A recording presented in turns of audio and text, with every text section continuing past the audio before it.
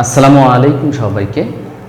প্রিয় নবম দশম শিক্ষার্থী, তোমাদের জন্য সাধারণ গণিতের এই সৃজনশীলটি খুবই গুরুত্বপূর্ণ। এই সৃজনশীলটি বিস্তারিত আলোচনা করব, ভিডিওটি শেষ পর্যন্ত দেখো। দেখো এখানে বরিশাল বোর্ড 2022 এখানে একটি সিলিন্ডার অঙ্কন করে এখানে বলা হয়েছে চিত্রে পিএম হচ্ছে আমাদের এই যে পিএম বা হচ্ছে উচ্চতা হচ্ছে 30 সেন্টিমিটার এবং এম এন মানে হচ্ছে ব্যাসার্ধ দেওয়া আছে 14 সেন্টিমিটার। ঠিক আছে, এটা একটি উদ্দীপক দেওয়া আছে। এই উদ্দীপক থেকে তারপরে ক নম্বর কি বলেছে, √3 বাহু বিশিষ্ট সমবাহু ত্রিভুজের ক্ষেত্রফল নির্ণয় করো। এখানে √3 যেটি দেওয়া আছে এটি হচ্ছে সমবাহু ত্রিভুজের একটি বাহু। তাহলে এটি যদি বাহু হয়ে থাকে তাহলে এর ক্ষেত্রফল নির্ণয় করতে হবে। তাহলে আমরা দেখি কিভাবে অঙ্কটি করি। ক সমবাহু ত্রিভুজে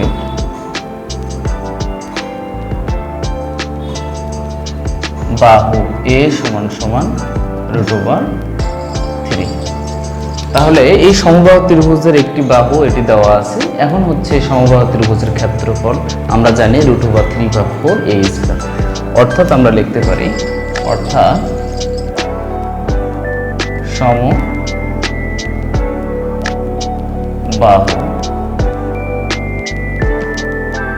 ত্রিভুজের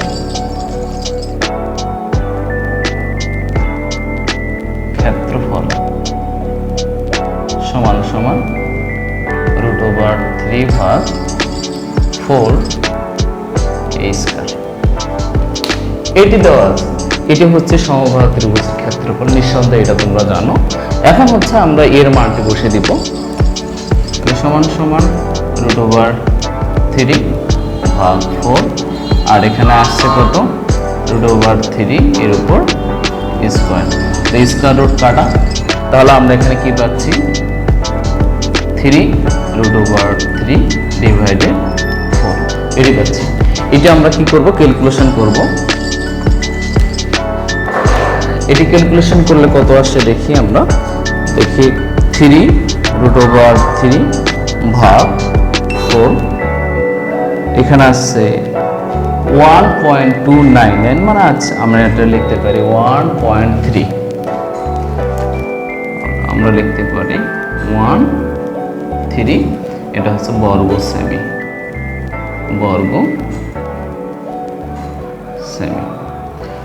এই যে আমরা যেটা পেলাম এটি হচ্ছে আমাদের সমবাহু ত্রিভুজের ক্ষেত্রফল। এটি হচ্ছে আমাদের সমবাহু ত্রিভুজের ক্ষেত্রফল, এটি হচ্ছে অ্যান্সার।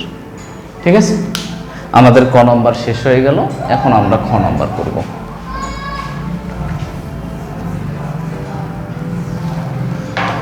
খ নম্বরে এখানে কি বলা হয়েছে, খ নম্বরে এখানে কি বলা হয়েছে লক্ষ্য করো। এখানে প্রশ্নতে এখানে বলা হচ্ছে চিত্র হতে বৃত্তচাপ LN, বৃত্তচাপ কোনটি আমাদের, এই যে এটি হচ্ছে বৃত্তচাপ L এবং N এর দৈর্ঘ্য নির্ণয় করতে বলছে, এবং বৃত্তকলা LMN মানে হচ্ছে এই যে অংশটা, এই অংশটা হচ্ছে বৃত্তকলা, এর ক্ষেত্রফল নির্ণয় করতে বলছে। তাহলে আমাদের দুইটি সূত্র জানতে হবে, একটি হচ্ছে বৃত্তচাপের দৈর্ঘ্যের সূত্র আর একটি হচ্ছে বৃত্তকলার ক্ষেত্রফলের সূত্র।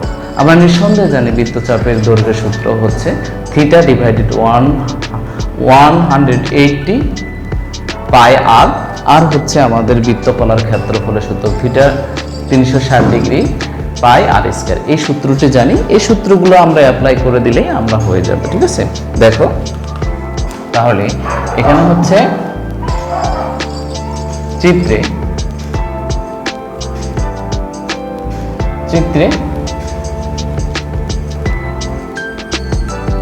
LN এর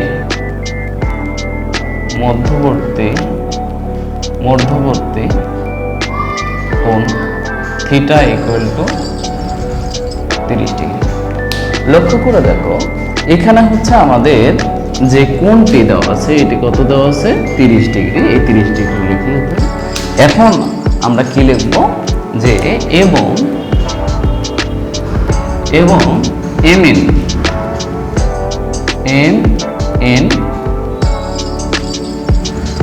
mn সমান সমান কি তাহলে ব্যাসার্ধ আর সমান সমান কত দেওয়া আছে 14 দেওয়া আছে। কত দেওয়া আছে 14, এটা আছে সেন্টিমিটার দেওয়া আছে। তাহলে আমাদের এখানে হচ্ছে থিটা ইকুয়াল টু কত দেওয়া আছে 30 ডিগ্রি এবং ব্যাসার্ধ 14 সেন্টিমিটার দেওয়া আছে। আমাদের যে বৃত্ত চাপের দৈর্ঘ্যের যে সূত্র সেটি এখন লিখব, অর্থাৎ বৃত্ত চাপের দৈর্ঘ্য সমান সমান তাহলে থিটা ডিভাইডেড 180 ডিগ্রি তার সাথে কত গুণন পাই আর। তাহলে এখানে থিটা কত পাচ্ছি আমরা 30 ডিগ্রি পাচ্ছি। আমরা পায়ের মান জানি 3.1416, সেটি লিখে ফেলবো 3.1416 এবং আর এর মান এখানে কত 14 আর এখানে আমরা কত ডিভাইডেড 180। এটি আমরা মানগুলো বসিয়ে নিলাম। এখন হচ্ছে আমাদের ক্যালকুলেটরে ক্যালকুলেশন করব, তাহলে হয়ে যাবে। দেখো এখানে আমরা কি করব 30 গুণন 3.1416 গুণন 14 অ্যান্সার ভাগ 180, এখানে আছে 7.33 সেমি। এটি হচ্ছে আমাদের বৃত্তচাপের দৈর্ঘ্য। এটি হচ্ছে আমাদের কত বৃত্তচাপের দৈর্ঘ্য, এটি হলো একটা অ্যান্সার। আরেকটি এখানে বলেছে যে বৃত্তকলার ক্ষেত্রফল LMN, মানে হচ্ছে LMN এর মধ্যে যে ক্ষেত্রফল বৃত্তকলার ক্ষেত্রফল সেটি আমরা লিখব। একইভাবে আমরা লিখতে পারি এবং বৃত্তকলার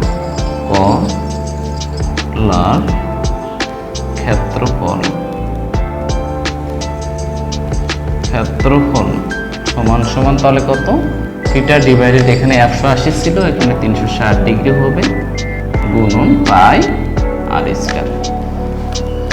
ক্ষেত্রফল এবং চাপের মধ্যে দুইটা পার্থক্য আছে, একটি হচ্ছে 180 ডিগ্রি এখানে আর এখানে হচ্ছে 360 ডিগ্রি, আর এখানে হচ্ছে আর এখানে হচ্ছে আর স্কয়ার। এতটুকু তোমরা স্মরণ রাখবা, তাহলে তোমাদের এটা অ্যান্সার করতে খুবই সহজ হয়ে যাবে। ঠিক আছে, তাহলে আমরা কি করি, এখানে কত ডিগ্রি থিটার মান হচ্ছে 30 ডিগ্রি গুণন পায়ের মান হচ্ছে 3.1416 এবং আর এর মান কত 14, এর উপর কি স্কয়ার এবং ভাগ করে দেব 360।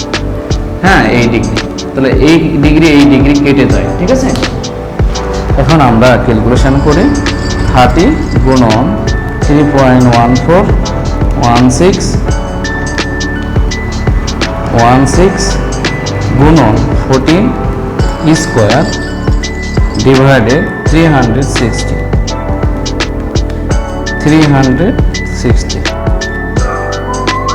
51.31 এখানে তাহলে আমাদের কি আসছে 51.31, যেহেতু ক্ষেত্রফল তাহলে এটা হবে বর্গ সেমি। এটা কি হবে বর্গ সেমি প্রায়।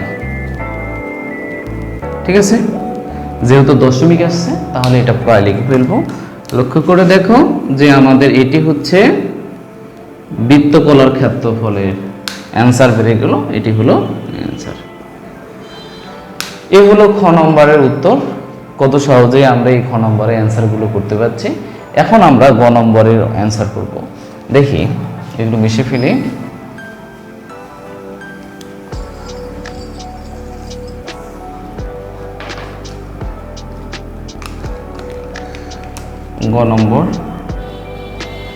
গ নম্বর এখানে কি বলা হয়েছে, চিত্রটির সমগ্র তলের ক্ষেত্রফল ও আয়তন নির্ণয় করতে বলছে। আমরা নিঃসন্দেহে এটা জানি, এটা একটি বেলুন, তাই না? এই বেলুনের সমগ্র তলের ক্ষেত্রফলের সূত্র আমরা একটা জানি।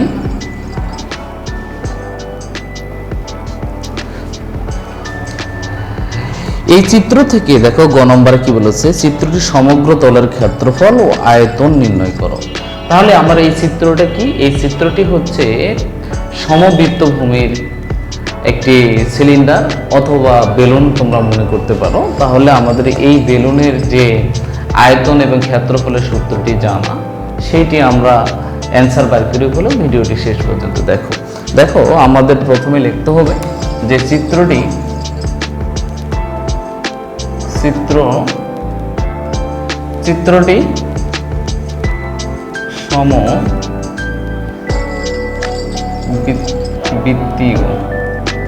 সমবৃত্তীয় সিলিন্ডার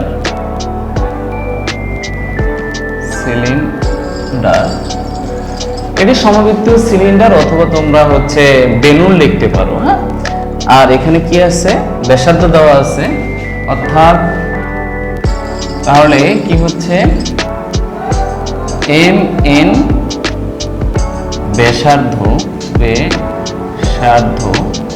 ব্যাসার্ধ আর ইকুয়াল টু কত দেওয়া আছে, 14 সেন্টিমিটার সেমি দেওয়া আছে, এবং পিএম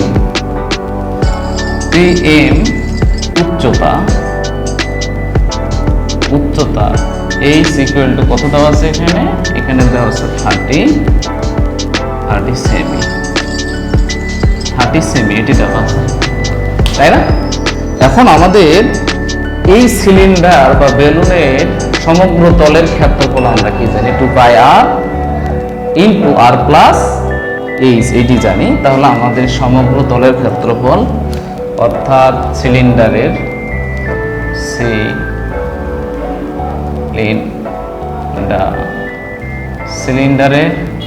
সমগ্র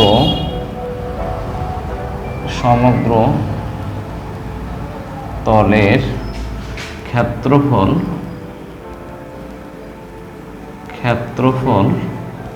সমান সমান কি জানি, 2πr ইন্টু আর প্লাস এইচ। এই যে হচ্ছে আমাদের সমগ্র তলের ক্ষেত্রফল, এই সূত্রটি কি করতে হবে, মুখস্থ করতে হবে। মুখস্থ করে এখন জাস্ট আমরা কি করব, মান বসিয়ে দিব। তাহলে কি হচ্ছে দেখো, তাহলে 2 ইন্টু 3.1416 গুণন আর এর মান এখানে কত, 14 ইন্টু 14 প্লাস 30। এখানে লক্ষ্য করে দেখো যে এখানে এইচ এর মান হচ্ছে 30, এইচ এর মানটি বসায় ফেললাম। ঠিক আছে, এখন আমরা ক্যালকুলেশন করব ক্যালকুলেটর দিয়ে। তাহলে 2 গুণন 3.1416 গুণন 14, হ্যাঁ, গুণন ব্র্যাকেট দিব, তারপরে 14 প্লাস 30 এটা দিব। তাহলে এখানে আছে 3870। তাহলে আমাদের এখানে অ্যান্সার আসছে 3870.45। এটা যেহেতু ক্ষেত্রফল, সেক্ষেত্রে আমরা এটা বর্গ সেমি দিতে পারি, বর্গ সেমি। ওকে, তাহলে আমাদের অ্যান্সার এটি হয়ে গেল। এটি হচ্ছে আমাদের অ্যান্সার। হ্যাঁ, এটি হলো আমাদের অ্যান্সার। এখন এটা বলছে যে ওই সিলিন্ডারের আয়তন নির্ণয় করতে বলছে। তা আয়তন হচ্ছে কি, আমরা জানি পাই আর স্কয়ার এইচ। আমরা কি আয়তনের সূত্রটা কি জানি, পাই আর স্কয়ার এইচ। তাহলে শেষ দেখবো, অর্থাৎ এবং সিলিন্ডারের